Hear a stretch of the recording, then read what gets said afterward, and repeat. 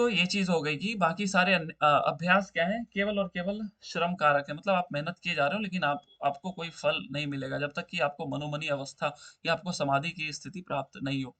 इसके बाद ये चीज हम लोगों ने देखा था कि जिसने प्राण को वश में कर लिया है उसका मन भी वश में हो जाता है ना, कि क्योंकि यही चीज तो हम लोगों ने स्टार्टिंग में पढ़ा था, चले वातम चलम चितम ना, जब तक प्राण चलेंगे तब तक मन चलायमान रहेगा। और अगर आप प्राण को वश में कर लेते हो तो फिर क्या होता है, आपका मन भी वश में हो जाता है। और जिसने मन को वश में कर लिया उसका प्राण भी वश में हो जाता है। तो ये दोनों एक तरीके से वाइस वर्सा है, चाहे आप इसको कंट्रोल कर लो चाहे आप इसको कंट्रोल कर लो। मैंने एक चीज बताई थी कि इस चीज की चर्चा आपको योग वशिष्ठ में भी देखने को मिलती है ना। जब आप योग वशिष्ठ देखेंगे तो यहाँ पे भी यही चीज बताई गई है। क्या बताया गया? कि वासना और प्राण स्पंदन दोनों चित्त के कारण ही है। इनमें से किसी एक का लय हो जाने पर दूसरे का भी नाश हो जाता है, या आप दूसरे को भी कंट्रोल कर लेते हैं। ये चीज एक जगह और आपको यहाँ पे देखने को मिलती है ना। हाँ, चित्त निरोध के उपाय ये ना, आप जब उसको देखिएगा ना, योग वशिष्ठ, जनरली हम लोग कभी भी योग वशिष्ठ को इतने डीपली से नहीं पढ़ते हैं, लेकिन इसमें ना, इसमें भी आपको प्राणायाम देखने को मिलेंगे, इसमें भी चित्त निरोध के उपाय देखने को मिलेंगे। तो जो इंपॉर्टेंट चीज होंगे ना, इसमें भी आपको देखिए प्राणायाम की चर्चा मिलती है ना। तो ये बहुत कम लोगों को ये बात पता होता है। ये यहाँ पे देखिए ना, दो उपाय शास्त्रों में बताए गए, एक योग और दूसरा ज्ञान। हालांकि ये दूसरा टॉपिक है, इसको मैं बाद में बताऊंगा, लेकिन जो अभी के लिए इंपॉर्टेंट है, याद रखिएगा कि ये जो चीज आपको देखने को मिलती है ना, चित्त के चंचलता के दो कारण है ना, वासना और प्राण, या वासना और समीर। तो ये चीज आपको योग वशिष्ठ में भी देखने को मिलती है। तो ये चीज मैंने कल बताया था कि आज आपको दिखाऊंगा ना। आगे फिर क्या कहा जाता है? हाँ, यहाँ से हम लोगों ने ये कर लिया था, 22 23 24 ऑलमोस्ट कर लिए थे ना, कि जहाँ मन लीन होता है वहीं प्राण भी लीन होता है, दूध पानी का मिश्रण, ये दोनों चित्त प्राण, ये भी हम लोगों ने कर लिया था। जो दो श्लोक थे, 23 और सॉरी 31 और 32 ना, ये भी हम लोग ने कर लिया था। पारद और मन दोनों स्वतः चंचल है ना, ये भी हो गया था। एक का नाश हो जाए दूसरा भी नष्ट हो जाता है, ये भी हो गया था कल।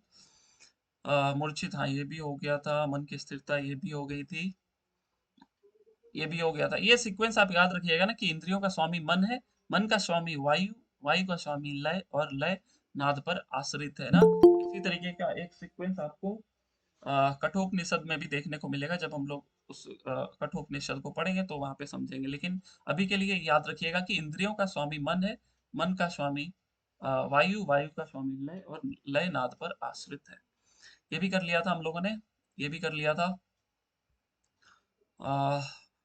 31 32, हाँ ये करना है ना, कि जिनका श्वास प्रश्वास निरुद्ध हो गया है, मतलब आप केवल कुंभक की स्थिति में आ गए हैं, मतलब आपने केवल कुंभक की सिद्धि को प्राप्त कर लिया। उस दौरान क्या होगा, विषयों का आना भी ग्रहण बंद हो जाएगा, क्योंकि चले वातम चलम चितम ना, आपने प्राण को वश में कर लिया तो विषयों का ग्रहण तो स्वत, ये बात आप समझ सकते हैं कि जब आप केवल कुंभक की स्थिति में आ गए तो विषयों का आवागमन रुक जाएगा ना।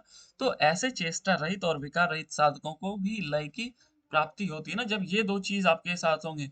या तो आप अपने श्वास प्रश्वास को निरुद्ध कर लें, या विषयों का ग्रहण ना, या तो आप चित्त को कंट्रोल कर लो, या आप प्राण को कंट्रोल कर लो ना। तो आप वैसे विकार रहित साधकों को ही क्या होती है, लय की प्राप्ति होती है। अब जिनके सभी संकल्प नष्ट हो गए हैं, सभी प्रकार की चेष्टाएं या इच्छाएं समाप्त हो चुकी है, ऐसे साधकों में तब एक अपूर्व लय की उत्पत्ति होती है ना। जब ये दो चीज खत्म हो जाए, मतलब आपकी सारी इच्छाएं खत्म हो जाए, जो संकल्प आपने किया था वो सब खत्म हो जाए ना, कोई वासना नहीं रहे, तब आपको क्या होती है, एक अपूर्व लय की उत्पत्ति होती है, जिसका अनुभव तो किया जा सकता है ना, आप अनुभव कर सकते हो, लेकिन कभी भी बता नहीं सकते हो। शायद ये भी हम लोगों ने कल किया था। हम्म। अब जहाँ मन एकाग्र हो वहीं उसका लय होता है, और वहीं पर लय स्थान मस्तिष्क, मस्तिष्क और जीव मात्र की शाश्वत शक्ति दोनों उस अलक्ष्य ब्रह्म में विलीन हो जाती है। इसको थोड़ा सा समझेंगे ना, कि आप क्या करते हैं। केवल आप यही मानकर चलिएगा कि हम लोग का एक ही उद्देश्य है, प्राण का सुषुम्ना में संचार कराना। वो तभी होगा जब आप केवल कुंभक की स्थिति में पहुंचो, और जो कुछ भी यहाँ पे देखने को मिलेगा, सब कुछ उसी के इर्द गिर्द आपको देखने को मिलेगी ना। तो जब मन एकाग्र होगा, हाँ जब आप केवल कुंभक में आ गए, तो क्या होगा, मन एकाग्र हो गया, और उसका लय होता है ना, आपके प्राण और आपके मन का एक तरीके से आपस में लय हो गया। और वहीं पर लय स्थान है, कहाँ पर, जो आज्ञा चक्र की हम लोग बात करते हैं ना, जो आज्ञा चक्र की, वहीं पे जब आप देखेंगे ना, क्योंकि इसके आगे कोई रास्ता नहीं है ना, जब भी आप षट चक्र की बात करेंगे तो यहाँ पर आकर के वो खत्म हो जाती है आपके आज्ञा चक्र पर, आपके भ्रूमध्य पर आकर के ना। तो ये क्या बताया गया कि वहीं पर मस्तिष्क और जीव मात्र की शाश्वत शक्ति दोनों उस अलक्ष्य ब्रह्म में विलीन हो जाती है, यहीं पर आकर के विलीन हो जाती है आपके भ्रूमध्य में। आगे फिर क्या कहा गया है कि बहुत लोग लय लय तो कहते हैं ना, कि बोलते हैं ये लय हो गए, ये लय हो गए, लेकिन किंतु लय का लक्षण पता ही नहीं ना, उनको पता ही नहीं रहता लय होता कैसा। जैसे हम लोगों ने कल पढ़ा था ना कि कुछ लोग वेदों में, कुछ लोग निगम में, कुछ लोग आगम में, या कुछ लोग जन की कोलाहल में भटकते रहते हैं, लेकिन उनको भी पता चल ही नहीं पाता है कि लय क्या है या उसका लक्षण क्या है ना। उसी तरीके से यहाँ पे भी बताया गया है कि लय लय तो करते हैं, किंतु लय का लक्षण क्या होता है ये नहीं जान पाते हैं। और यहाँ से एक बार क्वेश्चन आया था कि विषय की विस्मृति ही क्या है ना, या लय क्या है। चार ऑप्शन दे दिया गया था, उसमें एक था विषय की विस्मृति। थोड़ा सा इसको समझेंगे कि स्मृति तो आपको पता है, ये चीज आप योग सूत्र में भी पढ़ेंगे ना। तो स्मृति क्या होगी, जब कोई अगर योग सूत्र पढ़ा है तो स्मृति का डेफिनेशन बता सकता है?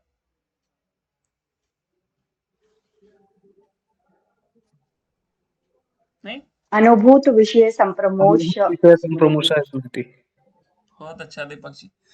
हाँ, तो जो भी आपने क्या किए हैं, जिन विषयों का आपने अनुभूत पहले से किया है, हाँ, जो लोग नहीं जानते हैं ना, तो घबराने की बात नहीं है। केवल मैं ये जानना चाह रहा था कितने लोगों ने ये पहले पढ़ा है। थोड़ा मैं बता देता हूँ। जो कुछ भी आप अपने इंद्रियों से ग्रहण करते हैं ना, जैसे आप अभी ये चीज देख रहे हो, तो ये क्या कर रहे हैं, आप विषयों को ग्रहण कर रहे हो, मतलब ये आपकी स्मृति में कलेक्ट हो जा रही है। लेकिन क्या होती है, जब आपको लय की प्राप्ति होती है, जब आपको उन्मनी अवस्था की होती है, तो ये विषय जो आप अभी ग्रहण किए हैं, इसका क्या होता है, स्मृति हो जाता है, इसका लोप हो जाता है। क्योंकि उस स्थिति में वासनाओं का सदा अभाव रहता है ना, उस समय आपकी कोई इच्छाएं नहीं रहती है, जब आपको लय की प्राप्ति होती है। तो ये विषय जो आपने ग्रहण किए हैं ना, इसका भी लोप हो जाता है, विस्मृत हो जाती है, मतलब एक तरीके से आप शून्य अवस्था में चले जाते हैं ना। और जब आपकी चित्त शून्य में जाती है, तो फिर वहां पे कोई विषय, कोई वासना शेष नहीं रहती है ना। उसी चीज को यहाँ पे बताया गया।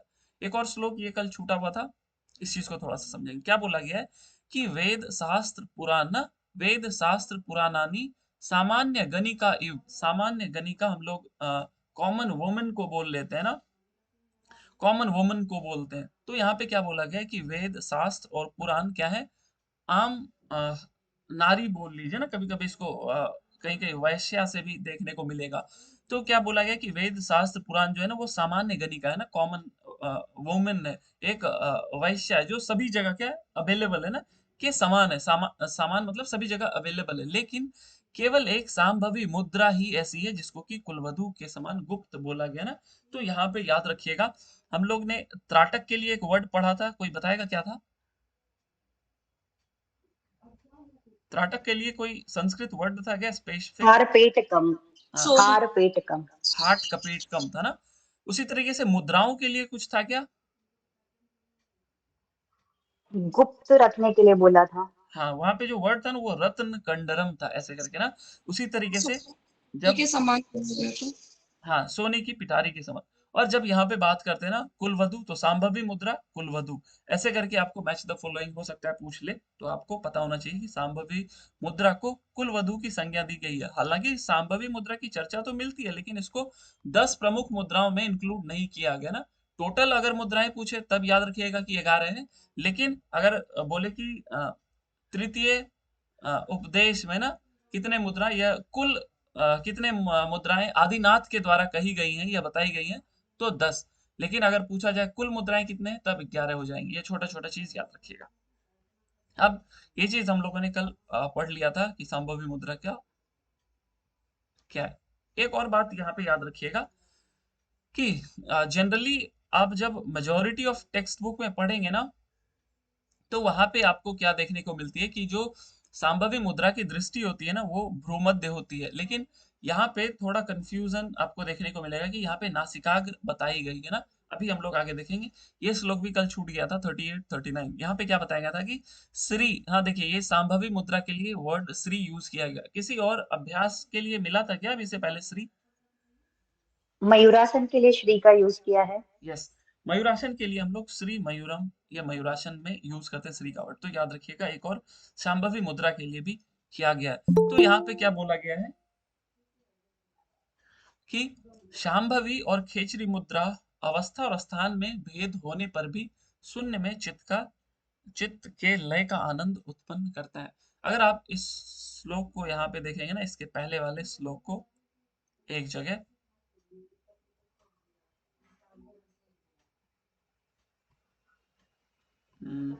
शायद आगे मिलेगा, मैं दिखाता हूँ ना, शायद आगे मिलेगा। तो इस वाले बुक में क्या बताया गया, प्रदीपिका में आपको जो दृष्टि बताई गई वो नासिकाग्र रखने के लिए बताई गई है, तो ये याद रखिएगा। तो यहाँ पे क्या बोला गया है कि जो खेचरी है और सांभवी है, दोनों की अवस्था और स्थान में भेद है। अवस्था अगर बात करें तो एक में आपको भ्रूमध्य दृष्टि बताई गई है, एक में आपको नासिकाग्र दृष्टि बताई गई। अवस्था स्थान में बात करें तो एक में आप क्या करते हैं, आप अपने कपाल कुहर में जीभ को इंसर्ट करते हैं ना, और दूसरी अवस्था में क्या करते हैं, आप अपनी अ, लक्ष्य को अंदर की तरफ देखते हैं ना, दृष्टि बाहर रहती है लेकिन लक्ष्य अंदर।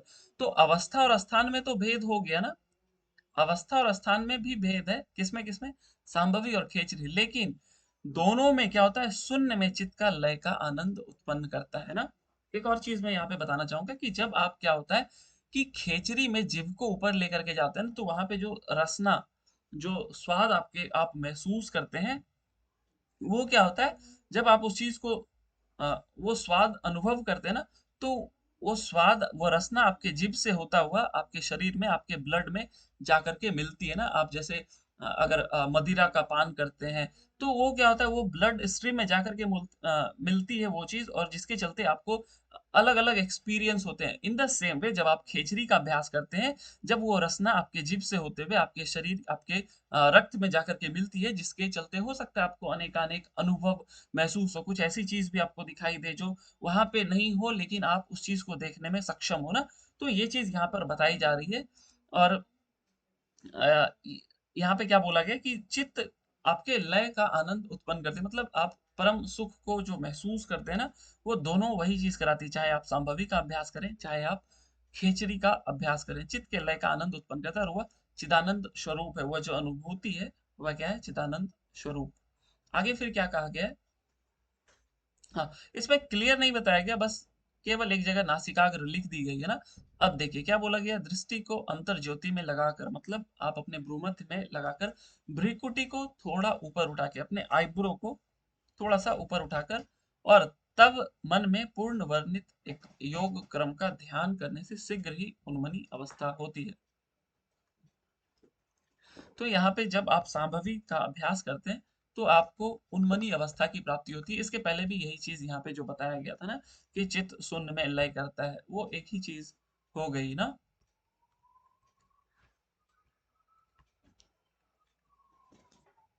अब यहाँ पे क्या, हाँ, ये चीज हमने कल कर लिया था कि कोई आगम के जाल में, कोई निगम के कोलाहल में ना, ये सब हम लोगों ने कल कर लिया था।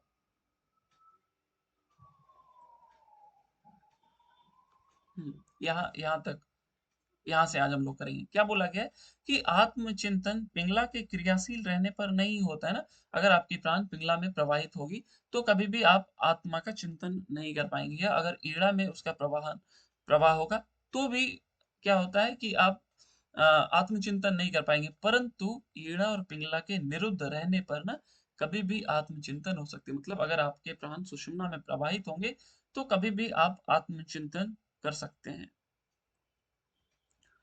आगे, अब यहाँ से खेचरी के लिए बताया गया। खेचरी हम लोगों ने बहुत डिटेल में पढ़ लिया था। अगर आपको और पढ़ना है, जितना एग्जाम में पूछा जाएगा, एग्जाम की दृष्टिकोण से हम लोगों ने बहुत कुछ पढ़ लिया है, लेकिन अगर आपको पढ़ने की इच्छा है, अगर आपको क्यूरियोसिटी है कि आगे इसमें क्या लिखा है, तो आप इसको पढ़ लीजिएगा। कुछ नहीं समझ में आए तो फिर मैं बता दूंगा, लेकिन जो इंपॉर्टेंट चीज जो वहां पे नहीं पढ़े, वो यहाँ पे हम लोग थोड़ा समझ लेंगे ना।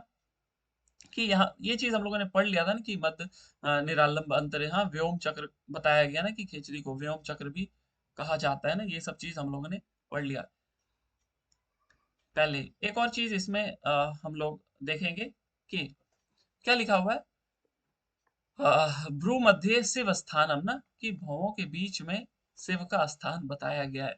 तो ये याद रखिएगा, ये चीज वहां पे हम लोगों ने नहीं पढ़ा था, कि आपके आईब्रो सेंटर में क्या है, भगवान शिव का स्थान बताया गया है, ऐसा प्रदीपिका में बताया गया ना। वहां मन लीन हो जाता है, उसे ही अंतिम स्थान समझना चाहिए, क्योंकि वहां मृत्यु नहीं रहता है, आपकी मृत्यु का भय खत्म हो जाता है ना। वही चीज मैंने बताई कि जो आपकी कुंडली चलती है वो आपके आईब्रो सेंटर पर जाकर एक तरीके से खत्म हो जाती है। आगे का रास्ता हम लोग क्या होता है उसको हम लोग बाद में समझेंगे। अब ये इसी चीज को खेचरी के बारे में ही केवल बताया गया ना कि चित्त को निरालंब करे, किसी प्रकार का संकल्प विकल्प ना करें, से साधक बाहर भीतर घट के समान आकाश में निश्चित रूप से स्थित रहता है ना। केवल खेचरी को रिलेटेड बताया गया है, वही सारी चीज जो हम लोगों ने पहले पढ़ी थी। तो आप इस चीज को पढ़ लीजिएगा। अगर आपको कोई डाउट हो तो हम लोग आप मुझसे डिस्कस कर लेना। अब जो सबसे ज्यादा इंपॉर्टेंट है, जहां से हर बार क्वेश्चन आते हैं, वो है आपका प्यारा नादानुसंधान। यहाँ से हर साल एक ना एक क्वेश्चन जरूर आते हैं, और बहुत इजी क्वेश्चन रहता है। अगर आप ध्यान से भी पढ़ेंगे ना तो आप बहुत आसानी से क्वेश्चंस को अटेम्प्ट कर पाएंगे। अब थोड़ा सा इसको समझते हैं कि नादानुसंधान होता क्या है। और यहाँ पे जो नादानुसंधान की विधि बताई गई है, ये जो नादानुसंधान बताया गया, ये क्या है कि ये एक तो ये सामान्य लोगों के लिए भी ना, जो लोग तत्व ज्ञान को पाने में असमर्थ है ना, तत्व ज्ञान को पाने में असमर्थ कैसे लोग होंगे, जो सामान्य लोग होंगे, वो भी क्या है उपयुक्त विधि। और ये विधि कौन बताए, गोरक्षनाथ ना। तो आपसे अगर पूछ लिया जाएगा कि हठ प्रदीपिका में जो नादानुसंधान की विधि बताई गई है, इनका प्रतिपादन किसने किया है ना, चार ऑप्शन मिल जाएगा, आदिनाथ, मत्स्येंद्र नाथ, गोरक्षनाथ और स्वामी स्वात्माराम ना। तो याद रखिएगा कि जो यहाँ पे विधि बताई गई वो गोरक्षनाथ के अनुसार बताई गई है। इस तरीके के क्वेश्चन बिल्कुल बन सकते हैं ना। तो ये गोरक्षनाथ के द्वारा कही गई नाद की उपासना का वर्णन करते हैं कौन, स्वामी स्वात्माराम जी। तो यहाँ पे क्या कहे गए हैं कि आदिनाथ के द्वारा कहे गए लय के 1.25 करोड़ प्रकार बताए गए। अब देखिए, आदिनाथ ने लय के कितने प्रकार बताए, 1.25 करोड़। मुद्राएं कितनी बताई आदिनाथ ने, जल्दी जल्दी बताइए। 10, 10। आसन 15, 84, 84 टोटल। 84 महादेव ने बताए हैं, हाँ आदिनाथ ने हाँ। बताए हैं ना, याद रखिएगा। ये सब चीज छोटा छोटा है, नंबर आपको पता होना चाहिए। अब उनमें से जो नादानुसंधान है उसको हम मुख्य मानते हैं ना। तो मुद्रा में मुख्य कौन हो गया, मुद्रा में जो श्रेष्ठ है कौन है मुद्रा में, खेचरी, बंद में, खेचरी, उड़ियान, आसन, उड़ियान, सिद्धासन, सिद्धासन, और नाद में सॉरी लय में आपका नादानुसंधान सबसे लय में नाद, बढ़िया। अब आइए समझते कुंभक हैं में केवली। नादानुसंधान क्या होता है। हाँ हाँ, बहुत अच्छा। कुंभक में केवली कुंभक। अब यहाँ पे मुक्तासन किसका अन्य नाम है, सिद्धासन, सिद्धासन, बढ़िया। तो मुक्तासन में बैठ करके सांभवी मुद्रा लगा करके आपको क्या करना है, एकाग्र चित्त से अपने दाहिने कान से शरीर के अंतर्गत ध्वनि को सुनने का प्रयास करना है। तो ये तीन चीज याद रखिएगा कि जब आप नादानुसंधान का अभ्यास प्रारंभ करें तो मुक्तासन को अपनाना है, आप सिद्धासन में बैठेंगे, सांभवी मुद्रा में बैठेंगे, और एकाग्र चित्त होकर के आपको अपने राइट ईयर दाएं कान से ध्वनि को सुनने का अभ्यास करना है। ये एक स्टार्टिंग बताया गया। आगे क्या बोला गया है कि फिर आप दोनों कानों को, दोनों आंखों को, दोनों नासिका को और मुख को बंद करके अभ्यास करें, तो विशुद्ध सुषुम्ना मार्ग में स्पष्ट और पवित्र नाद सुनाई देता है। आप लोग में से कोई नाद का अनुभव किए हैं क्या, नाद नहीं जो, सर, भ्रमरी में जो, हाँ हाँ, भ्रमरी में ही जो होता है वाइब्रेशन, वही फील किया है खाली। ओके। अभी हम लोग एक छोटा सा अभ्यास करेंगे, आप लोग सीधा बैठ जाइए। उसके बाद क्या करेंगे पहले सुन लीजिए ना, ज्यादा नहीं, 1 मिनट का अभ्यास होगा। आप क्या करेंगे, दोनों कानों को आप अपने अंगूठे से बंद करेंगे।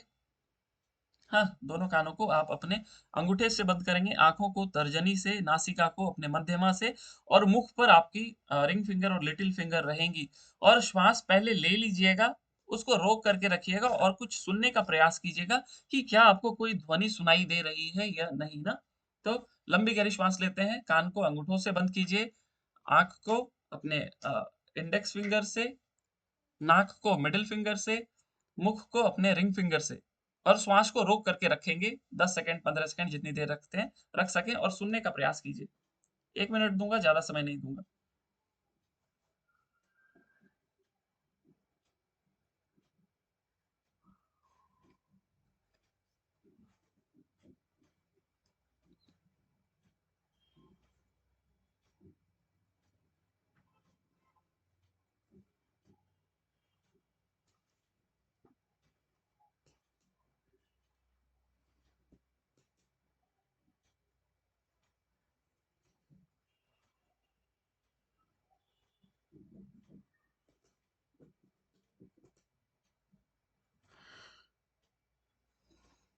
ठीक है, हाथों को नीचे करते हैं, आंखों को खोलते हैं। ऐसा कोई जिनको कुछ भी नहीं सुनाई दिया? जी सर, जैसे ट्रेन वगैरह जाती है तो आवाज ऐसे दिखाई देती है, आवाज सुनाई देती है, उसी प्रकार सर आवाज निकल रहा है। हाँ, मतलब सबको कुछ ना कुछ सुनाई दिया ना? ऐसा जी तो कोई नहीं कि किसी को कुछ नहीं सुनाई दिया।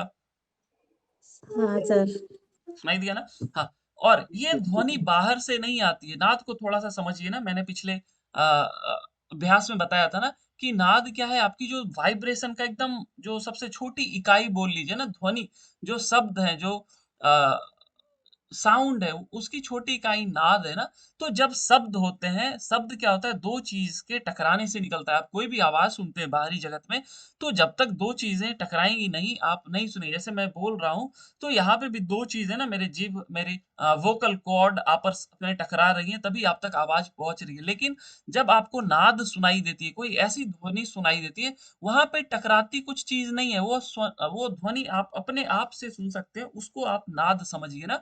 तो ये जो ध्वनि अभी आपने महसूस किया ना, ये किसी के टकराने की नहीं है, और ये आपके अंदर से वो आवाज़ आ रही थी। और जब आप इसमें स्टार्टिंग में फ़ोकस करेंगे तो पहले आपको मोटी-मोटी ध्वनि सुनाई देगी ना, अभी हम लोग इस चीज़ को पढ़ेंगे, और फिर ये धीरे-धीरे शून्य हो गया। इसलिए स्वामी अ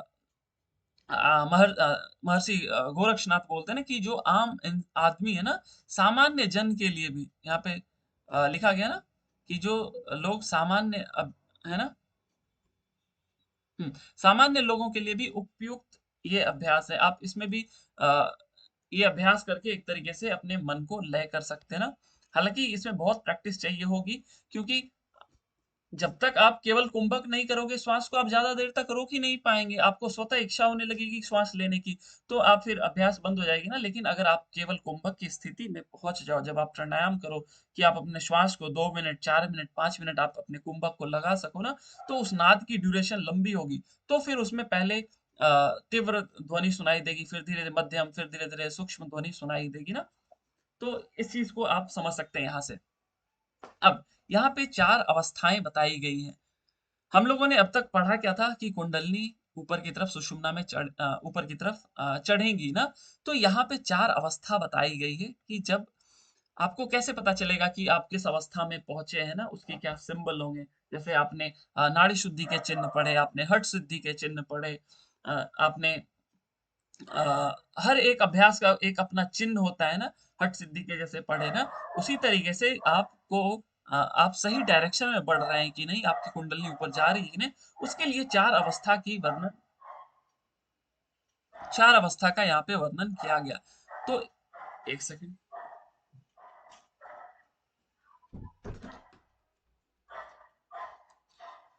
4 अवस्थाओं का यहाँ पे वर्णन किया गया है, और आप इसको सीक्वेंस में याद रखिएगा। हालाँकि ये क्वेश्चन बहुत बार आ गया कि इसको सीक्वेंस में लगाने के लिए ना 2-4 बार आगे अब नहीं आएँगे, लेकिन आपको पता होना चाहिए ना कि इसको उल्टे-पुल्टे ऑर्डर में दे देगा, तो आपको अरेंज करना है। तो याद रखिएगा, पहला जो है वो आरंभावस्था, दूसरा घटावस्था, तीसरा परिचय अवस्था और चौथा निष्पत्ति अवस्था। ये 4 अवस्थाएँ हैं, और ये क्रम में इसी तरीके से हैं जैसे यहाँ पे लिखी गई ना, आरंभश्च घटश्चैव तथा परिचयो अपि च निष्पत्ति सर्वयोगेषु स्यादवस्था चतुष्टयम् ना। तो ये 4 अवस्थाएँ इस क्रम में। अब सबसे पहले बात करेंगे आरंभ अवस्था की। ये जो 4 अभी हम लोग, बहुत आवाज़ आ रहा है क्या वो कुत्ते के भौंकने का? So it's okay. Okay, thank you. ये आपको जो है ना, यहीं से जितने क्वेश्चन आएँगे, मोस्टली अगर चौथे अध्याय से बात करें, तो यहीं से क्वेश्चन आते हैं। अभी तक जो क्वेश्चन आए थे, क्या आया गया था, ध्वनि किस अवस्था में ना सुनाई देती है, कौन सी ध्वनि, या इसको अरेंज करने के लिए। कभी भी इसके लक्षण, इसके चिन्ह नहीं पूछे गए ना, तो जहाँ तक मुझे लगता है कि आने वाले एग्जाम्स में या उसके अगले एग्जाम्स में ना, हो सकता है आपको इन अवस्थाओं को दे दे इस तरीके से, और सामने चिन्ह दे दे, और फिर मैच द फॉलोइंग पूछ दे। क्योंकि मैच द फॉलोइंग से अगर आप देखेंगे, कम से कम 8 से 10 क्वेश्चन ज़रूर आते हैं, चाहे वो किसी यूनिट से हो ना, मैच द फॉलोइंग क्वेश्चन आता ही आता है। और जब मैच द फॉलोइंग आएगा, तो यहाँ से जो क्वेश्चन बनेंगे, उसी तरीके के बनेंगे। 4 अवस्थाएँ दें और उसके चिन्ह दे दें ना, तो आइए समझते हैं आरंभावस्था क्या होती है। तो आरंभावस्था में क्या होता है, मैंने आपको बताया था कि आपके शरीर में 3 ग्रंथियाँ होती है ना, ग्रंथियों को आपको हो सकता है किसी-किसी टेक्स्ट बुक में अलग-अलग दिखे, लेकिन जो मैं अभी बताने जा रहा हूँ मेजॉरिटी ऑफ टेक्स्ट में यही देखेंगे। ब्रह्म ग्रंथि आपके मूलाधार के आस-पास होती है। एग्ज़ैक्ट कहीं नहीं मिलेगा, लेकिन प्रिसाइज़ यही मिलेगा कि मूलाधार और स्वादिष्ठान या मूलाधार से नीचे ठीक बंधी रहती है ना। ग्रंथि मतलब नॉट, मैंने बताया था ना, ग्रंथि मतलब नॉट। नॉट मतलब एक तरीके से गिट्ठा बोल लो ना, जब आप एक धागा को ऐसे एक गिट्ठा देते हैं ना, उसी को ग्रंथि बोलते हैं। यहाँ आपका वो बायोलॉजी वाला ग्रंथि नहीं है ना, ग्लैंड्स ग्रंथि नहीं है, यहाँ पे गिट्ठा कहा गया। तो यहाँ पे तीन एक सर तरीके से प्लेक्सिस, हाँ? प्लेक्सिस बोलते हैं ना, प्लेक्सिस। प्लेक्सस हम लोग जनरली अगर बोलेंगे तो उसको चक्र को बोलते हैं ना, सोलर प्लेक्सस, इस तरीके से चक्र को प्लेक्सस बोला जाता है, लेकिन ग्रंथि को आप ग्रंथि ही कहते हैं ना। इंग्लिश में भी अगर देखेंगे तो ग्रंथि ही आप देखने को मिलेगा ना, प्लेक्सस हम लोग चक्र को बोलते हैं। तो यहाँ पे तीन ग्रंथि मिलेगी, जो नीचे है ब्रह्म ग्रंथि, ये मैंने बताया था कि ये मूलाधार के आसपास। दूसरी विष्णु, ये आपके अनाहत। और तीसरी अ, रुद्र ग्रंथि, ये आपके आज्ञा चक्र के आसपास देखने को मिलेंगी। अब तो जब कुंडली यहाँ से ऊपर की तरफ चढ़ेंगी तो इन ग्रंथियों का भेदन होगा, तभी कुंडली ऊपर चढ़ पाएंगी। तो जब पहली जो आरंभा अवस्था, यहाँ पे चार अवस्था जो बताई गई है ना, तो क्या बोला गया है कि आरंभा अवस्था में ब्रह्म ग्रंथि के भेदन के फल स्वरूप आनंद का अनुभव होता है। तो मतलब जो पहला अवस्था है ना, इसमें आपके जो ब्रह्म ग्रंथि है ना, उसका भेदन होगा ना, ब्रह्म ग्रंथि का भेदन होता है। और इसमें क्या होता है, आनंद की अनुभूति होती है और शरीर में कुछ चिन्ह दिखाई देने लगते हैं ना, जैसे दिव्य देह वाला होगा, मतलब आपका शरीर जो है दिव्य हो जाएगा। दिव्य मतलब जो बोलते हैं देवताओं के समान आपका शरीर हो जाएगा ना, दिव्य हो जाएगा, ओजस्वी हो जाएगा, दिव्य गंध वाला हो जाएगा, औरोगी हो जाएगा ना, प्रसन्न चेतस और शून्यचारी हो जाएगा। तो ये चार पांच ये जो वर्ड है ना, इसी तरीके से पूछा जाएगा। यहाँ दे दिया आरंभावस्था, इधर को तीसरा चौथा ऑप्शन में दे देगा शून्यचारी या अरोगी, ऐसे करके दे देगा ना। तो आप सबसे इंपॉर्टेंट, और ये जनरली अगर आप पहले भी पढ़े होंगे ना, तो आपने कभी इसको अभी तक भी याद नहीं किया होगा, लेकिन मैं आपसे रिक्वेस्ट करूंगा कि आप इस सारे लक्षण को जरूर याद कर लीजिएगा। ठीक है ना निवेदिता जी, आपको याद था क्या ये चीज? जनरली लोग यही सर रखते हैं। बोलिए। मैंने मैंने याद किया था सर।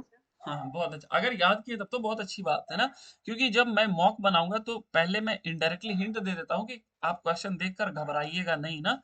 तो इस टाइप के क्वेश्चन देखने को मिलेंगे, तो ये चीज याद रखिएगा। और यहाँ पे एक और चीज बहुत इंपॉर्टेंट है, क्या है कि जो चित्त रहता है ना, वो आपका शून्य में जो आपको ध्वनि सुनाई देती है, यहाँ पे भी एक ध्वनि आपको देखने को मिलेगा, इसको क्वनक बोलते हैं ना, आधा क वनो, क्वनक की ध्वनि सुनाई देती है। और ये ध्वनि कहाँ सुनाई देती है, यहाँ पे जब आप देखेंगे ना, झन झन झन रूप अनाहत शब्द सुनाई पड़ता है। और ये कहाँ, अंत शरीर में। अंत शरीर को जब आप यहाँ पे देखेंगे ना, तो शून्य में ना, यहाँ पे छोटा सा एक वर्ड लिख दिया, इसको मैं अलग कलर से हाईलाइट कर देता हूँ। यहाँ पे जब आप देखेंगे ना, तो ये ध्वनि शून्य में सुनाई पड़ती है। अगला में देखेंगे तो ये थोड़ा सा अलग होगा। तो ये चीज याद रखिएगा कि जो ध्वनि जो सुनाई देती है, कौन सी ध्वनि, कर्णक की ध्वनि सुनाई देती है, और कहाँ, शून्य में। ये चीज याद रखिएगा। बाकी ये सारे जो लक्षण मैंने किए हैं, ये आप जरूर याद रखिएगा। अगला अवस्था जो आता है आरंभा के बाद, घटा अवस्था। घटा अवस्था में लगभग वही चीज होगी कि यहाँ पे विष्णु ग्रंथि का भेदन होता है। और जो यहाँ पे ध्वनि सुनाई देती है ना, वो कहाँ पे सुनाई देती है, देखिए अति शून्य में ना। ये छोटा छोटा वर्ड याद रखिएगा, क्योंकि जो क्वेश्चन है ना, ज्यादा आप उनके पास ऑप्शन भी नहीं है बनाने का, तो ऐसे वर्ड्स ही कीवर्ड्स खोज के आपको पूछ लेंगे ना, कि अब दे दिया इधर चार अवस्था दे दिया, इधर शून्य, अति शून्य, महाशून्य, ऐसे करके कुछ कुछ दे करके मैच द फॉलोइंग पूछेगा। या जो अभी मैंने थोड़ी देर पहले बताया ना, जो चिन्ह दे करके पूछ लेंगे।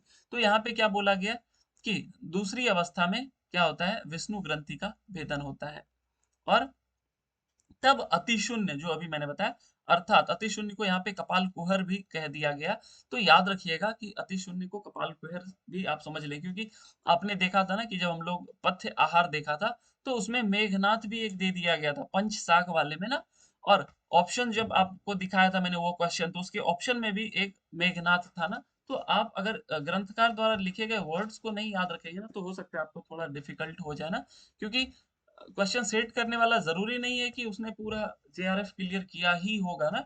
हो सकता है वो कोई बुक उठाया और कोई कीवर्ड ऐसा दिखा, आपसे पूछ लिया। तो आप याद रखिएगा, ये अति शून्य और साथ साथ कपाल कुहर में कैसा आवाज सुनाई देता है? सूचक भेरी का ना, यहाँ पे जब देखेंगे आप तो एक तो भेरी है और विमर्द का ध्वनि सुनाई देते हैं, जिसको आघात जन्य ना, जो आवाज एकदम से आपको सुनाई दे, जैसे आप कहीं जा रहे हो, एकदम अजीब सा कोई ढोल एकदम अचानक से बज गया, तो उसको आघात जन्य बोलते हैं। तो किस टाइप की आवाज सुनाई देगी? एक भेरी की और एक या आघात जन्य ना, याद। और कहाँ सुनाई देती है? अति शून्य में। और इसमें क्या होगा? विष्णु ग्रंथि का भेदन होगा। ये 3 चीज याद रखिएगा। उसके बाद अब इसके लक्षण अगले श्लोक में आपको देखने को मिलेंगे। इसमें अच्छा यहाँ पे दे दिया गया ना कि योगी क्या होता है? ज्ञानी होता है और देव तुल्य हो जाता है। और वहां पे क्या था? ये छोटा छोटा वर्ड देखिएगा ना, दिव्य देह वाला। अगर इसके श्लोक में यहाँ पे देखेंगे ना, तो ये दिव्य देह है। ये देखिए दिव्य देह ना, दिव्य देहश्च, तो इसमें दिव्य देह हो गया और इसमें देव तुल्य हो गया ना। तो देखिए कितना प्यारा प्यारा क्वेश्चन बनेगा और आपको एकदम कंफ्यूज आप हो जाएंगे ना। यहाँ देखिए ज्ञानी भी हो गया और देव समस्त था ना, तो देव सम या देव तुल्य ना, देव के समान, देव सम वही हो गया, देव तुल्य हो गया, ये हो गया। तो ये सब वर्ड आप जरूर याद रखिएगा। अब आगे क्या कहा गया है? आते तीसरा, परिचय अवस्था। हाँ, तो तृतीयायाम तो विज्ञेयो विहायो मर्दल ध्वनि। तो तृतीय अवस्था में कौन सी ध्वनि सुनाई देगी? मर्दल की, मतलब ढोल की ध्वनि आपको सुनाई देगी।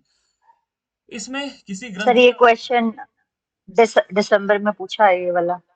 अच्छा, तो ये आएगा ना रिस्पॉन्स की, तो मैं देख करके बताऊंगा। तो फिर इस चीज को हम लोग ना साथ साथ करते रहेंगे। तो जो लोग नहीं दिए, तो देखिए अभी जिन्होंने दिया ना उनको पता है। तो इसी तरीके से क्वेश्चन बनेंगे ना, तो आप याद रखिएगा कि किस अवस्था में कौन सी ध्वनि सुनाई देती है, ध्वनि कहाँ पे सुनाई देती है, उसके जो चिन्ह है वो कैसे है। ये मैच द फॉलोइंग से देगा तो बहुत डिफिकल्ट हो जाएगा आपके लिए, या किसी तरीके से दे आप याद नहीं करेंगे तो बहुत डिफिकल्ट हो जाएगा। तो यहाँ देखिए भ्रूमध्य आकाश ना, यहाँ पे जब देखेंगे तो देखिए शून्य, अति शून्य और महाशून्य ना, ये 3 वर्ड जरूर याद रखिएगा। मैं बार बार जोर दे रहा हूँ, शून्य, अति शून्य, महाशून्य। कौन सी ध्वनि सुनाई देगी? मर्दल की। हाँ, तो मैच द फॉलोइंग मैं जरूर दे दूंगा ना, आरंभ, घट और परिचय, 3 शून्य महाशून्य या ध्वनि के नाम दे दूंगा, तो आप जरूर याद रखिएगा। और आगे क्या कहा गया है कि सभी सिद्धियां प्रदान करने वाला महाशून्य अंतर आकाश में पहुंचता है। एक चीज याद रखिएगा, इसमें ग्रंथि भेदन नहीं होता है, लेकिन ये चिन्ह याद रखिएगा। और ध्वनि कौन सी सुनाई देती है? ढोल की। कहाँ सुनाई देती है? महाशून्य में। अब आते हैं निष्पत्ति अवस्था, जो आपकी चौथी अवस्था है ना। तो आरंभ, घट, परिचय, निष्पत्ति। क्रम याद रखिएगा, क्रम भी इंपॉर्टेंट है। अब नहीं रहा, लेकिन आपको पता होना चाहिए, क्योंकि आप अगर पहली बार एग्जाम दे रहे हैं ना, तो आपको ये सब चीज पता होना चाहिए। तो यहाँ चौथी अवस्था में क्या बोला गया कि रुद्र ग्रंथिम यदा भित्वा सर्वपीठ गतो अनिलः ना, कि जो चौथी अवस्था है उसमें क्या होता है कि जब प्राण वायु रुद्र ग्रंथि का भेदन करती है ना, रुद्र ग्रंथि का भेदन हो गया, भेदन कर आज्ञा चक्र स्थित शिव स्थान में पहुंचता है ना। तो ये पता चल गया ना कि रुद्र ग्रंथि कहाँ हो गई? आज्ञा चक्र के आसपास, अभी मैंने बताया था। तो सर यस, सर परिचय के वो लक्षण नहीं पड़े। पेज मिसिंग हो गया क्या यहाँ पे फिर से? ओके, हाँ, सॉरी सॉरी, हाँ। तो यहाँ पे देखिए क्या बोला गया, थैंक यू। क्या बोला गया? जब चित्त वृत्ति के आनंदानुभव से ऊपर उठकर क्या होता है? देखिए दोष, दुख, जरा, व्याधि, क्षुधा, निद्रा ना, ये वर्ड याद रखिएगा। दोष, दुख, जरा, व्याधि, क्षुधा, निद्रा विवर्जित। अब देखिए क्षुधा, निद्रा, ये कहीं और मिला था ना, तो अब पूछ लिया जाएगा। देखिए क्वेश्चन कितना डिफिकल्ट बन सकता है कि शीतकारी, शीतली और परिचय अवस्था के लाभ में क्या सामान्य है ना। तो अब देखिए यहाँ क्षुधा है लेकिन पिपासा नहीं है, एक जगह निद्रा थी, आलस्य थी, लेकिन दूसरी जगह नहीं थी ना। तो इस तरीके के क्वेश्चन जब आप करने में सक्षम होंगे, तब आप मानिएगा कि आप नो डाउट आप जेआरएफ क्लियर कर लीजिएगा ना, क्योंकि आप खुद से जब जो पढ़ रहे हैं ना, इस तरीके की आपकी थिंकिंग हो गई ना, इस तरीके की रीजनिंग हो गई कि आप चीजों को रिलेट कर रहे हैं ना। तो ये याद रखिएगा। इसके लिए क्या बोला गया, ये एक बार फिर से मैं पढ़ देता हूँ। दोष, दुख, जरा, व्याधि, क्षुधा, निद्रा विवर्जिता ना, यह आपके परिचय अवस्था की चिन्ह हो गए। और यहाँ पे क्या बोला गया कि सहजानंद ना, सहजानंद आप कहीं पढ़े थे क्या हम लोग? सहजानंद क्या है? समाधि का दूसरा नाम। पर्यायवाची है ना। तो सहजानंद की स्थिति प्राप्त होती है, एक तरीके से आदि से रहित सहजानंद मतलब समाधि की ऑलमोस्ट आपको प्राप्ति हो जाती है। इसके बाद उसमें कोई ग्रंथि का भेदन नहीं था। लास्ट ग्रंथि जब आप निष्पत्ति अवस्था में पहुंचते हैं ना, तब आपकी रुद्र ग्रंथि का भेदन होता है। और आगे क्या कहा गया, पहुंचता है तब साधक अच्छी तरह मिलाए हुए स्वर वाले तब वीणा और झंकृत की शब्द सुनाई देती है ना। तो यहाँ पे वीणा और वीणा की ध्वनि सुनाई देती है। एक चीज यहाँ पे देखिएगा, ये कौनक यहाँ पे भी आपको दिख गया ना, कौनक कौनक वीणा कौनको भवेत ना। तो ऊपर पे भी जब आप देखेंगे, वहां पे भी आप देखिए जो आरंभावस्था पढ़े थे ना, यहाँ पे भी देखिए ना लिखा है ना, कौनको देह। तो ये छोटा छोटा चीज हर जगह आपको कॉम्प्लिकेशन और कंफ्यूज करेगा, लेकिन आपको पता होना चाहिए कि वहां पे भी बताया गया और यहाँ पे भी बताया गया। अब देखिए क्वेश्चन बन जाएगा ना कि कौनक की ध्वनि कहाँ कहाँ सुनाई देती है। चार अवस्था दे देगा, one only, one two, two three, या वन फोर ऐसे करके दे देगा ना। तो आप ये दो चीज तीन चीज याद रखिएगा कि कौनक की ध्वनि वहां पे भी सुनाई देती है और यहाँ पे भी। और इसमें व्याख्या में आप देखेंगे ना, तो हो सकता है आपको अलग अलग मिलेंगे, लेकिन संस्कृत के वर्ड को आप जरूर पढ़ा कीजिएगा ना। आगे फिर क्या कहा गया है कि जब चित्त सर्वथा एकाग्र होकर समाधि संज्ञक बनता है, तब योगी सृष्टि संहार करता। सुना हुआ लग रहा है क्या कहीं? जी सर, शीतकारी में है। शीतकारी में। Thank you. शीतकारी में भी हो जाता है सृष्टि संहार करता। और उसमें क्या क्या लाभ बताए गए थे, जल्दी से बताइए 10 सेकंड में। कामदेव के सर समान हो जाता है, योग सृष्टि संहार की योगिनी, शक्ति आ जाती है, योगिनियों के बीच में प्रसन्नता होती हाँ, योगियों के द्वारा योगी चक्र सम्मानित और अनेक उपद्रवों से बचा रहता है ना। ये सारी चीजें वहां पे थी। Okay, thank you. और क्या होता है, ईश्वर के और समान हो जाता है ना। क्षुधा, हाँ वो तो क्षुधा, तृष्णा, आलस्य। हम्म, अ, हाँ, ईश्वर के समान यहाँ पे शरीर हो जाता है, मतलब ऑलमोस्ट आप समाधि की स्टेज में पहुंच जाते हैं। ये चार वेरी वेरी इंपॉर्टेंट, मुझे बार बार बोलने की जरूरत नहीं पड़े, मैंने बहुत बार बोल दिया। क्या क्या चीजें याद रखनी है आपको, आई होप क्लियर हो गया होगा। अब यहाँ पे क्या बोला गया, मोक्ष हो या ना हो। अब देखिए यहाँ पे क्या बोला गया कि जब आप समाधि में पहुंचे, हो सकता है आपको मोक्ष हो या नहीं हो, क्योंकि देखिए जब लोग चले जाते हैं ना, तो उस चीज को कंफर्म करने के लिए कोई वापस नहीं आता है ना। तो ग्रंथकार क्या बता रहे हैं कि मोक्ष हो या ना हो, आप जन्म मृत्यु के चक्कर से बच सकें या दूर हो सकें या ना हो सकें, किंतु यहाँ पर ही लय से उत्पन्न एक अखंड सुख सुख प्राप्त होता है। मतलब जो परम आनंद जिस चीज की हम लोग बात करते हैं ना, वो चीज यहाँ पे जरूर महसूस होता है ना, जब आप निष्पत्ति अवस्था में पहुंचते हैं। तो हो सकता है मोक्ष मिले या ना मिले, लेकिन यहाँ पर क्या होता है, एक अखंड सुख। जैसे हम लोग पढ़ते हैं ना, अखंड कीर्तन, अखंड रामायण, मतलब वो लगातार चलेगा। हो सकता है 24 घंटे 7 दिन अखंड कीर्तन करते हैं ना। तो यहाँ पे क्या बोला गया, अखंड सुख प्राप्त होता है। मतलब जैसे आप कोई भी काम करते हैं, जो क्षणिक सुख होता है ना, वो बहुत थोड़ी देर के लिए होता है, लेकिन जब आपको इस अवस्था में आप पहुंचते हैं, तो वह एक अखंड सुख की अनुभूति होती है। और इस सुख की प्राप्ति राजयोग या समाधि के द्वारा ही होती है ना। जब आप इस स्टेज में पहुंचते हैं, तभी आपको यह सुख का अनुभव हो सकता है। ये चार स्टेजेस थे। अब आगे क्या कहा गया, राजयोग को नहीं जानते हुए जो केवल हठ प्रक्रिया का ही अभ्यास करते हैं, उन योगाभ्यासियों के प्रयास को मैं फलहीन मानता हूँ ना। ये वही चीज है जो अभी हम लोगों ने पढ़ा कि अगर आपको उन्मनी अवस्था नहीं प्राप्त होती है केवल, तो वो केवल श्रम कारक है ना। ये वही चीज है कि अगर आपको ये आपको इस स्टेज तक नहीं पहुंचते ना, तो सारा कुछ व्यर्थ है। उसी चीज को यहाँ पे दूसरे लैंग्वेज में बताया जा रहा है। अब यहाँ से भी कुछ क्वेश्चंस आते हैं जो अभी मैं आगे बताने जा रहा हूँ। यहाँ से नहीं, अभी मैं बताऊंगा थोड़ी देर में। क्या बोला गया, सामान्य लोगों के लिए भ्रूमध्य का ध्यान उन्मनी अवस्था को शीघ्र ही प्राप्त कराता है ना। जब आप भ्रूमध्य दृष्टि रखते हैं, तो क्या होता है, आपको शीघ्र उन्मनी अवस्था की प्राप्ति होती है, और तब वह साधक सुख पूर्वक राजयोग या समाधि पद को प्राप्त कर लेता है। ऐसा मेरा विचार है। नाद से उत्पन्न लय तत्क्षण तत्क्षण ही आनंद देने वाला होता है ना, कि नाद से जो उत्पन्न लय होता है, वो उसी समय आपको आनंद देगा। अभी जो अभ्यास मैंने आपको स्टार्टिंग में कराया ना, जब आप उस चीज को रेगुलर बेसिस पे करेंगे ना, देखिएगा आपको एक सच में बहुत अच्छा अनुभव होगा ना। वो जब आप करेंगे, तो आपको खुद समझ में आने लगेगा। आगे कुछ वैसा इंपॉर्टेंट नहीं, बस मैं पढ़ देता हूँ कि नादानुसंधान के द्वारा समाधि प्राप्त कर लेने वाले महान योगियों के हृदय में अनिर्वचनीय आनंद उत्पन्न होता है। उस अनिर्वचनीय को एक श्री गुरु गोरक्षनाथ ही जानते हैं ना। केवल ऐसा कुछ इंपॉर्टेंट नहीं है, ऐसे क्वेश्चन नहीं आएंगे, केवल लिख दिया गया।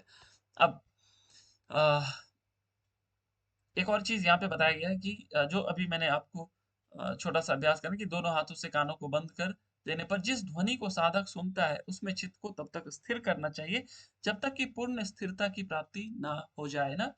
कि आप क्या करेंगे, कान को बंद कर लेंगे और कुछ सुनने का प्रयास करेंगे, और जितनी देर तक जब आप फोकस करेंगे ना, वो पहले थोड़ी मोटी ध्वनि सुनाई देगी, फिर थोड़ी मध्यम, फिर धीरे धीरे बहुत अ, सूक्ष्म ध्वनि भी आपको सुनाई देगी। आगे फिर क्या कहा गया, इस नाद का अभ्यास करने बाहरी ध्वनि लुप्त हो जाती है ना, बाहर की ध्वनि सुनाई नहीं देती, वो तो अंतरंग नाद आपको सुनाई देती है। और देखिए एक और यहाँ पे है ना, 15 दिनों के अंदर ही साधक सभी प्रकार के विक्षेपों को जीत कर सुखी हो जाता है। कोई नहीं बताएगा। दीपक जी आप बताइए, 15 दिन से संबंधित क्या क्या अभ्यास था? कुछ ऐसा था कि किसी में 15 दिन का सिद्धि मिलती है या उसके लाभ दिखते हैं, था क्या किसी में? याद आ रहा है आपको? नहीं सर, ध्यान नहीं आ रहा। ध्यान नहीं आ रहा है? पूजा जी, अच्छा आप तो कल थे नहीं। प्रीति जी आप कल थे, मैंने बताया था, आपको याद आ रहा है क्या? सर खेचरी मुद्रा में। सर एक बार रिपीट कर दीजिए प्लीज। ओके, यहाँ पे जैसे क्या बोला गया है कि जो आप नाद का अभ्यास करते हैं ना, तो बाहरी ध्वनि लुप्त हो जाती है, बाहर की कोई आवाज आपको नहीं सुनाई देगी, और 15 दिनों के अंदर ही साधक सभी प्रकार के विक्षेपों को जीत कर सुखी हो जाता है। तो जैसे यहाँ पे एक टाइम वाली बात है ना कि 15 दिन के अंदर आप क्या करते हैं, सभी प्रकार के बाधाओं को जीत कर आप एक तरीके से आपको सुख का अनुभव होता है। तो 15 दिन से संबंधित या इसके फल को कि 15 दिन के अंदर और कोई अभ्यास सिद्ध होती है क्या, या ऐसा कुछ मिला था क्या 15 दिन से रिलेटेड? खेचरी को सर सर काटने रख। हाँ सर सर खेचरी मुद्रा। हाँ, खेचरी मुद्रा। खेचरी मुद्रा के लिए लिखा गया था, जी मासार्धेन मतलब 15 दिन में जी। आप मृत्यु को जीत लेते हैं ना। तो ये 15-15, 30-30, 6 महीने, 1 साल, 12 साल, 6 महीने, ये सब आप जरूर याद रखिएगा ना। क्योंकि क्वेश्चन कैसे बनेंगे, जब यहाँ पे आपने कुछ पढ़ा, दूसरे टेक्स्ट में कुछ और पढ़ा, तो 1 is correct, 2 is false, both correct, both incorrect, ऐसे करके क्वेश्चन बनेंगे। इसलिए मैं यहाँ पे टाइम को याद करने के लिए थोड़ा ज्यादा जोर देता हूँ। अब क्या बोला गया कि अभ्यास के प्रथम चरण में विविध प्रकार के नाद सुनाई देते हैं ना। जब आप इस अभ्यास को शुरू करेंगे तो आपको तरह तरह के गंभीर नाद सुनाई देंगे। बाद में अभ्यास बढ़ने पर पहले जो ध्वनि होगी बहुत तीव्र होगी, फिर सूक्ष्म से सूक्ष्मतर नाद सुनाई देते हैं। अब जो हम लोग आगे पढ़ने जा रहे हैं, यहाँ से भी 2-3 साल क्वेश्चन आ चुके हैं, तो आप इस श्लोक को इसी तरीके से संस्कृत में ही याद रखिएगा। क्या बोला गया, आदो मतलब स्टार्टिंग में ना, स्टार्टिंग में आदो जल्दी जिमूत भेरी झरझर संभवा। अब देखिए आदो यहाँ बोल के यहाँ पे रुक गया, तो क्या बोला गया, जल्दी। जल्दी मतलब समुद्र से जो आवाज आते हैं, जैसे समुद्र में जो वेव्स चलते हैं ना, उसको क्या बोलते हैं, जल्दी। उसी तरीके जिमूत भेरी मतलब जो बादल के, मेघ के गरजने की आवाज, बादल के। भेरी मतलब आपने देखा होगा ना, जो अ, हम लोग शादी वगैरह में एक शहनाई टाइप का जो होता है ना, उस टाइप का आपने एक सुना होगा एक ध्वनि ना, उस टाइप की सुनाई देगी। और झरझर, झरझर मतलब जो ढोल हो गया ना, उस तरीके का मतलब झरझर के समान नाद सुनाई दे। ये सारे वाद्य यंत्र हैं। तो आप क्या कीजिएगा कि केवल श्लोकों को याद कर लीजिएगा ना, आदो जल्दी जिमूत बेरी झरझर संभवा, ये याद कर लीजिएगा। अब ये तो पहले प्रथम स्टार्टिंग में सुनाई देगा ना। मध्य में क्या सुनाई देगा, मर्दल शंखो तथा घंटा काह, देखिए मर्दल शंखोस तथा घंटा काहल जास तथा ना, ये याद रखिएगा। मर्दल मतलब ढोल, शंख और क्या, घंटे की आवाज सुनाई देगी। तो ये कहाँ पे आया, मध्य। तो पहले ये सारे ध्वनि सुनाई देंगी, उसके बाद जब और आगे बढ़िएगा तब ये सारी आवाज सुनाई देगी, और अंत में ना, अंत्य तो किणकिणी, वंशी, वीणा, भ्रमर। तो ये याद रखिएगा, किणकिणी, किणकिणी, वंशी, वीणा और भ्रमर, ये चार सुनाई देगी कब, अंत में। तो यहाँ से जो क्वेश्चन आते थे कि अंत में कौन कौन सी ध्वनि सुनाई दे, हाँ पहले जो आते थे, अभी भी क्वेश्चन यहाँ से आ सकते हैं ना, जहां से आ सकते हैं उसको मैं जरूर बताऊंगा कि अंत में कौन सी ध्वनि सुनाई देती है। वंशी दे देगा, वीणा दे देगा, ढोल दे देगा, घंटा दे देगा, ऐसे करके आता था। और फिर आपको 1 2 2 3 3-1 ऐसे करके पूछा जाता था। तो ये श्लोक आप बिल्कुल याद रखिएगा। एक बार मैं लास्ट बार पढ़ देता हूँ। आदो जलधि जिमूत बेरी झरझर संभवा, मध्य मर्दल शंखोस तथा घंटा काहल जस तथा, अंते तु किनकिनी वंश वीणा भ्रमर भ्रमर निस्वना न इति नाना विधानादा श्रूयन्ते देह मध्यगा। तो इस तरीके से जो ध्वनि आपको सुनाई देगी जब आपके प्राण का संचार सुषुम्ना में होगा ना। हम लोगों ने इसके पहले देखा था कि शून्य में सुनाई देती है, अति शून्य में, महाशून्य में। याद रखिएगा ना ये सारी चीजें। तो वही लिख दिया गया, घंटा घड़ियाल से उत्पन्न नाद के समान, अंत में किनकिनी वेणु वीणा भ्रमर गुंजर के समान सुषुम्ना में अद्भुत प्रकार के नाद सुनाई देते हैं ना। देह मध्य मतलब वही सुषुम्ना हो गई। तो यहां से क्वेश्चन आते हैं, और जो 4 अवस्थाएं हम लोग ने पढ़ी वहां से क्वेश्चन आते हैं जो चतुर्थ उपदेश में। ये दोनों सबसे इंपॉर्टेंट है, लेकिन जो और भी मैंने बताया जैसे कुलवधु, वो बहुत पहले आए थे, अब नहीं आ रहे। कुलवधु एक क्वेश्चन कभी नहीं आया कि भगवान शिव का जगह कहाँ बताया गया, तो याद रखिएगा भ्रूमध्य में बताया गया। ये पहले कभी नहीं आया, हो सकता है ये क्वेश्चन आ जाए। नासिका दे दे, कपाल कुहर दे दे, ऐसे करके दे देना। तो याद रखिएगा भ्रूमध्य में भगवान शिव का स्थान बताया गया है। अब आगे उतना इंपॉर्टेंट नहीं है, फिर भी मैं 2-4 श्लोक पढ़ दूंगा, उसके बाद हम लोग इसको खत्म करेंगे। और फिर उसके बाद में कुछ अनाउंसमेंट करूंगा ना। क्या बोला गया, मेघ भेरी आदि के समान सुनाई देने वाले गंभीर नाद में भी सूक्ष्म से सूक्ष्मतर नाद पर ही मन को लगाना चाहिए। मतलब सुनाई आपको सब देंगे, लेकिन आप कोशिश करना है कि आप पहले जो सूक्ष्म है और फिर धीरे धीरे जो उससे भी सूक्ष्मतर हो, उस नाद पर आप मन को लगाएंगे। फिर क्या बोला गया कि गंभीर ध्वनि को छोड़कर सूक्ष्म में अथवा सूक्ष्म ध्वनि को छोड़कर गंभीर ध्वनि में रमन करने वाले चंचल मन को दूसरी ओर ना जाने देना चाहिए। मतलब वही बताया गया कि आपको क्या करना है, केवल ध्वनि को, केवल नादों को सुनते जाना है ना। अह, जिस किसी भी नाद में सर्वप्रथम मन लग जाए उसमें ही सुस्थिर होकर उसके साथ एक हो जाता है। मतलब आपको जो ध्वनि सुनाई दे उसमें पहले मन को लगाएंगे, हो सकता है कुछ देर और लगाएंगे, उसके बाद कुछ और सुनाई देने लगे या फिर उस पे लगाएंगे ना। तो ये चीज आपको प्रैक्टिस करनी है नादानुसंधान में। फिर जिस प्रकार मकरंद ना फूलों का रस पर पान कर भ्रमर उसके गंध की अपेक्षा नहीं रखता, उसी प्रकार नाद में लीन चित्त बाह्य विषयों की अपेक्षा नहीं रखता ना। तो जब आपको नाद सुनाई देती है तो आपको बाहर के विषयों में कोई रुचि नहीं रहती है, कोई इच्छा नहीं रहती है क्या चल रहा है नहीं चल रहा है, आप इतने आनंद में रहते हैं ना। वही चीज बताई कि आपको एक परम आनंद की प्राप्ति होती है जब आपको नाद का अनुभव होता है ना। फिर वही बताया गया, विषय रूपी उद्यान में विचरण करने वाले इस चित्त रूपी मदोन्मत्त हाथी को वश में करने के लिए वह नाद रूपी अति तीक्ष्ण अंकुश सर्वथा समर्थ है। यहाँ पे अब केवल जो नादानुसंधान है ना उसकी एक तरीके से प्रशंसा सारे श्लोकों में मिलेंगी, और कुछ ऐसा नहीं मिलेगा।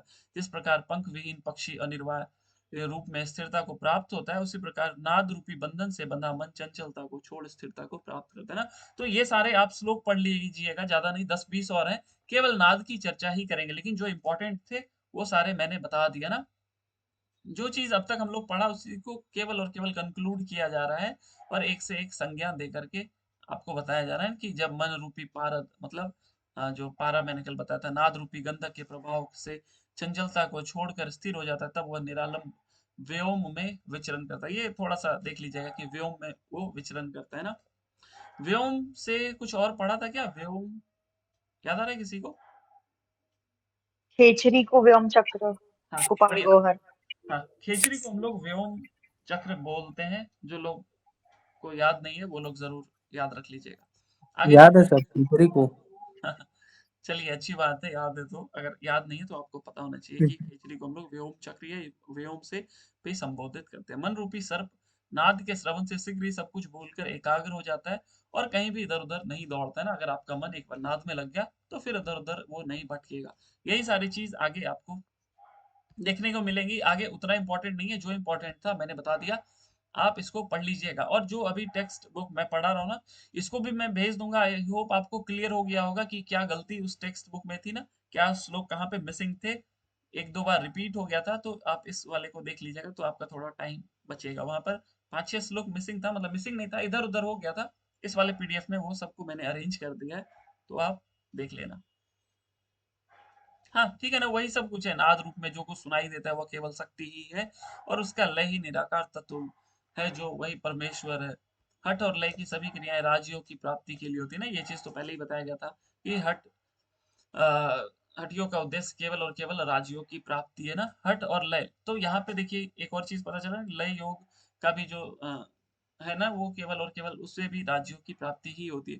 राजयोग की अगर बात करें ना, तो राजयोग को आप ऐसे समझे कि जो हम लोग योग सूत्र में पढ़ते हैं ना, योगस चित्त वृत्ति निरोध है ना, योगस चित्त वृत्ति निरोध है जो पढ़ते हैं, तो उसमें क्या होता है कि आप एक ऐसे स्टेज में पहुंच जाओ जहां आप अपनी चित्त की वृत्तियों का मतलब आपके मन में कोई विचार नहीं चले, तो उसी को हम लोग राजयोग बोलते हैं। यह कोई अलग योग नहीं है, जिस किसी में भी। इसीलिए जब आप पातंजल योग सूत्र पढ़ेंगे किनके द्वारा, जो स्वामी विवेकानंद की द्वारा लिखी हुई है ना, तो जब वहां पे आप देखेंगे ना इंग्लिश में कि योगस चित्त वृत्ति निरोधा का, तो वहां पे क्या लिखते हैं, नाउ कॉन्सेंट्रेशन बिगिन, ये सीधा यही लिखते हैं, इससे ज्यादा कुछ नहीं। नाउ कॉन्सेंट्रेशन बिगिन, कॉन्सेंट्रेशन मतलब यही चीज ना कि आपके मन में सारी वृत्तियों का निरोध हो जाए, वैसा कुछ नहीं लिखते हैं चित्त वृत्ति। हालांकि आगे उसको एक्सप्लेन करते हैं, लेकिन एक लाइन में वही लिखते हैं, नाउ कॉन्सेंट्रेशन बिगिन। और जहां कहीं भी आप कॉन्सेंट्रेशन की बात करें, वो केवल और केवल राजयोग से। आप खुद सोचिए कि आपको नाद कब सुनाई देगी, जब आपकी चित्त वृत्ति निरोध हो जाएगी ना, जब आपको केवल कुंभक की प्राप्ति हो जाए, आपके प्राण धीरे धीरे मंद हो जाए ना, आप प्राण पर विजय पालो, उसी समय तो आपके मन में चित्त चित्त में वृत्ति का निरोध होगा। उसी को हम लोग राजयोग, राजयोग कोई अलग योग नहीं है। चाहे आप हठ योग करें, चाहे आप लय योग करें, चाहे आप अष्टांग योग करें, ये पहुंचिएगा राजयोग के ही पास आप ना, हर में आपका चित्त वृत्ति निरोध ही होगा। तो ये चीज आप याद रखिएगा ना, यही चीज यहाँ पे बताया गया है। हाँ, एक और चीज यहाँ से मैंने एक साल एक क्वेश्चन दिया था, अगर आपने मेरे पिछले देखे होंगे, तो यहाँ पे क्या बोला गया है? तत्व को बीज बताया गया ना, देखिए, चित्त रूपी बीज, हठ रूपी भूमि और वैराग्य रूपी जल। तो चित्त को क्या बोला गया है? बीज, हठ को भूमि और वैराग्य को जल बोला गया है। ये कभी मैंने बनाया था ये क्वेश्चन, हालांकि अभी दिख गया तो मैंने आपको बता दिया। ये थोड़ा छोटा सा रिलेशन है मैच द फॉलोइंग में, हो सकता है मैं दे दूं तो आपको ये नहीं लगे कि ये क्वेश्चन कहाँ से आ गया। इसी के लिए मैंने बोला कि आप एक बार जरूर पढ़ लीजिएगा नीचे तक।